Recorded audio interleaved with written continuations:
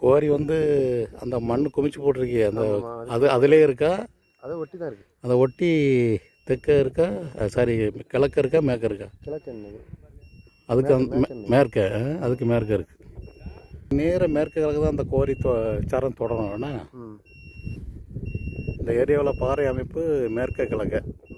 அதனால் நம்ம தெற்க இருந்து வடக்கு நோக்கி ஸ்கேன் பண்ண போகிறோம். இது முதல் ஸ்கேனு 45 மீட்டர் லென்த்து, 250 மீட்டர் ஆழத்துக்கு வச்சுருக்கேன். 250 மீட்டர் ஆழத்துக்கு ஸ்கேன் பண்ணிக்கிட்டு இருக்கேன். 250 மீட்டர். நீங்கள் சொன்ன அந்த 700 அடிக்கு மேலே கொஞ்சம் வரும்.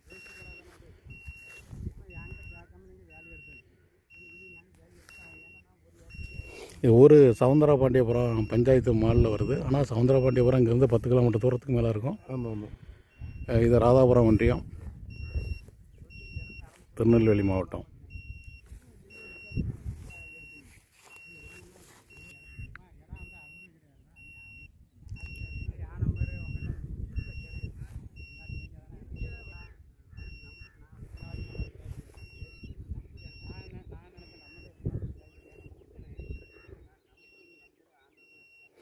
இவங்க இது வரைக்கும் போர் கிணறு எதுவுமே அமைக்கலை.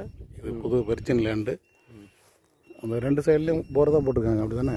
இது வந்து என்ன மடத்து இடம். மடத்து இடம்னால இப்போ கிணறு வெட்டிருக்க மாட்டீங்க, கண்டிப்பாக போர் தான் போடுவீங்க.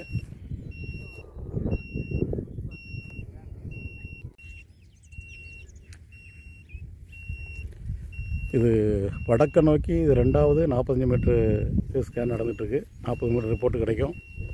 ஆழம் வந்து 250 மீட்டர் ஆழத்துக்கு ஸ்கேன் நடந்துகிட்ருக்கு. முதல் ஸ்கேனில் எந்த பாயிண்ட்டும் அமையலை. அப்படியே கோரி அமைக்கக்கூடிய பாறை இருக்குது. நம்ம மேற்க அந்த கோரி இருக்கு இல்லையா, அதே சாரம் இங்கே கிழக்க தொடருது. புரிஞ்சுட்டிங்களா? ஆமாம் ஆமாம். ஸோ கோரி அமைக்கக்கூடிய தன்மையில் உள்ள பாறை தான் இருக்குது.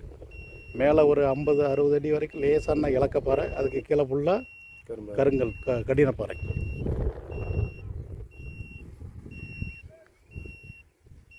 இது உள்ளபடி அது ரிப்போர்ட்டை கொடுக்கும்.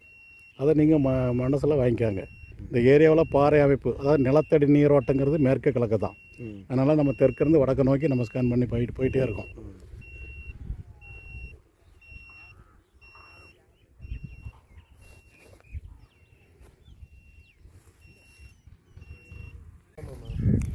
ரெண்டாவது ஸ்கேனில் 28.5 மீட்ரு டிஸ்டன்ஸில் டிரான்ஸ்போர்ட் கருவிலேருந்து 28 மீட்டர் டிஸ்டன்ஸில் ஒரு சுமாரான அடையாளம் இப்போ அடையாளம் பண்ணிகிட்ருக்காங்க. அதில் முதல் ஸ்கேனில் எந்த இடமும் அடையாளம் வரல. இந்த 2வது ஸ்கேனில் மட்டும் ஒரு இடம் அடையாளம் வந்திருக்கு 100 மீட்டர் ஆழத்துக்குள்ளே.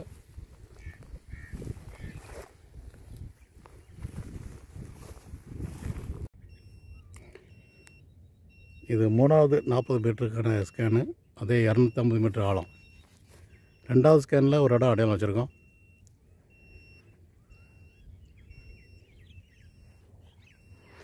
இப்போ பாறைச்சரத்தை விட்டு வடக்க நோக்கி நம்ம விலகி போயிட்டுருக்கோம். அதான் அந்த பாயிண்ட் அமைஞ்சிருக்கு.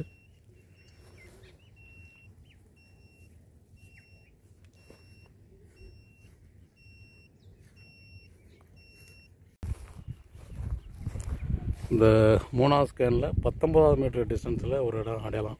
ஒரு 75 மீட்டருக்குள்ளே தான். அது வந்து 75-80 அடிக்குள்ளே கூட அந்த பாயிண்ட் அமையலாம். ரொம்ப சுமாரான பாயிண்ட்டு.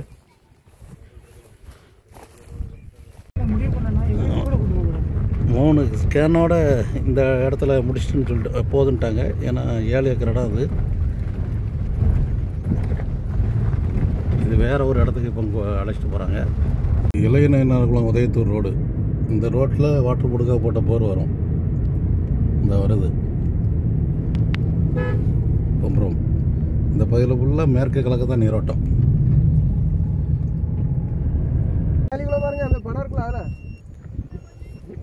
ஒரு 2 நிமிஷம் தான் இருக்கும். இது உதயத்தூர் பகுதியில் உள்ள ஒரு இடம். இதில் தெற்கு வடக்காக 45 மீட்டர் லென்த்துக்கு ஸ்கேன் பார்த்துக்கிட்டு இருக்கோம். 40 மீட்டருக்கு ரிப்போர்ட் கிடைக்கும். அதை 250 மீட்டர் ஆழம்.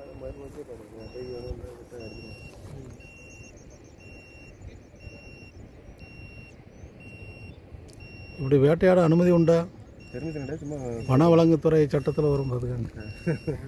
தெரியாமல்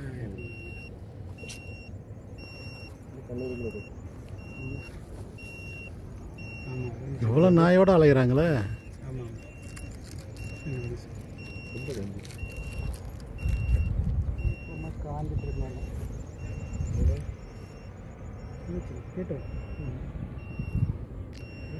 இந்த இடம் கூடங்குளம், வாணியங்குளம், அடுத்து இங்கே பரமேஸ்வரபுரம், இங்கே தான் உதயத்தூர் இருக்குது.